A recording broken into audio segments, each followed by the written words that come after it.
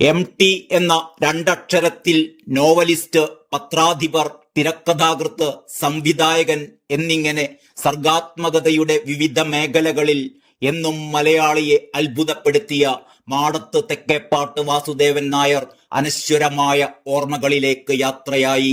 Indian സാഹിത്യത്തിലെ അതികായനായ എഴുത്തുകാരന്റെ സംഭാവനകൾ പല തലമുറകളിൽ മായാമുദ്ര പതിപ്പിച്ചിരുന്നു. ലളിതമായ മധുരിക്കുന്ന ഭാഷയിലൂടെ, ചിരപരിചിതമായ ജീവിത പരിസരങ്ങളിലൂടെ, ജീവിത യാഥാർത്ഥ്യങ്ങളുടെ നേർക്കാഴ്ചകളായിരുന്നു MT നമുക്കായി സമ്മാനിച്ചത്. വാർദ്ധക്യ സഹജമായ അസുഖങ്ങളെ തുടർന്ന് കോഴിക്കോട്ടെ സ്വകാര്യ ആശുപത്രിയിൽ ചികിത്സയിലിരിക്കെയാണ് അന്ത്യം സംഭവിച്ചത്.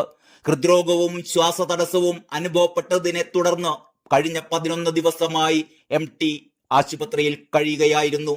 ഇതിനിടെ ഹൃദയാഘാതമുണ്ടായതാണ് ആരോഗ്യനില വഷളാക്കിയത്.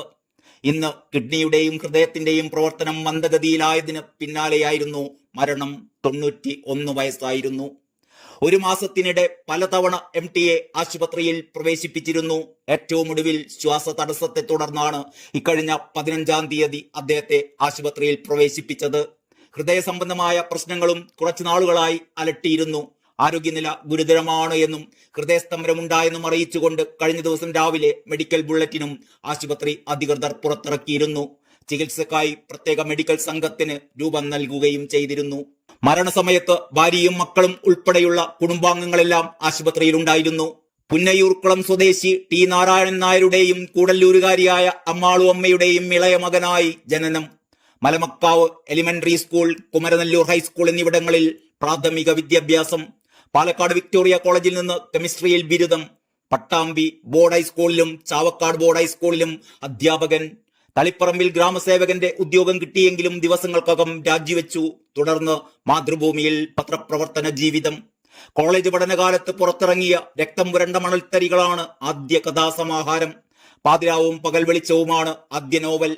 നാലുകെട്ട് മുതൽ വാരണസി വരെ, കാലം മുതൽ അസുരവിത്ത് വരെ എഴുതിയ നോവലുകളെല്ലാം മലയാളിയുടെ പ്രിയപ്പെട്ടവയായി. രണ്ടാമൂഴം ക്ലാസിക് നോവലുകളുടെ കൂട്ടത്തിലും സ്ഥാനം പിടിച്ചു. ഇരുട്ടിന്റെ ആത്മാവ്, ഓളവും തീരവും, ഷെർലക്, വാനപ്രസ്ഥം തുടങ്ങിയ കഥകൾ മലയാളി ഹൃദയങ്ങൾ കീഴടക്കി. ഒരു വടക്കൻ വീരഗാഥ, പെരുന്തച്ചൻ, പരിണയം, വൈശാലി, സതയം തുടങ്ങി 30 സിനിമകൾക്ക് തിരക്കഥ എഴുതി. മഞ്ഞിലെ വിമലയും നാലുകെട്ടിലെ അപ്പുണ്ണിയും അസുരവിത്തിലെ ഗോവിന്ദൻകുട്ടിയും മറക്കാനാവാത്ത കഥാപാത്രങ്ങളായി. സ്വന്തം കൃതിയായ മുറപ്പെണ്ണിന് തിരക്കഥ എഴുതിയാണ് MT ചലച്ചിത്ര ലോകത്തെത്തുന്നത്. നിർമാല്യം, ബന്ധനം, മഞ്ഞ്, വാരിക്കുഴി, കടവ്, ഒരു ചെറുപുഞ്ചിരി എന്നീ ചിത്രങ്ങൾ സംവിധാനം ചെയ്തു. നിർമാല്യം 1973 ഏറ്റവും നല്ല ചലച്ചിത്രത്തിനുള്ള ദേശീയ പുരസ്കാരം നേടി. സാഹിത്യത്തിനുള്ള പരമോന്നത ബഹുമതിയായ ജ്ഞാനപീഠം മുതൽ ഒട്ടനവധി പുരസ്കാരങ്ങൾ. 2005 രാജ്യം പത്മഭൂഷൺ നൽകി ആദരിച്ചു. നർത്തകി കലാമണ്ഡലം സരസ്വതിയാണ് ഭാര്യ. സിതാരയും അശ്വതിയും മക്കൾ.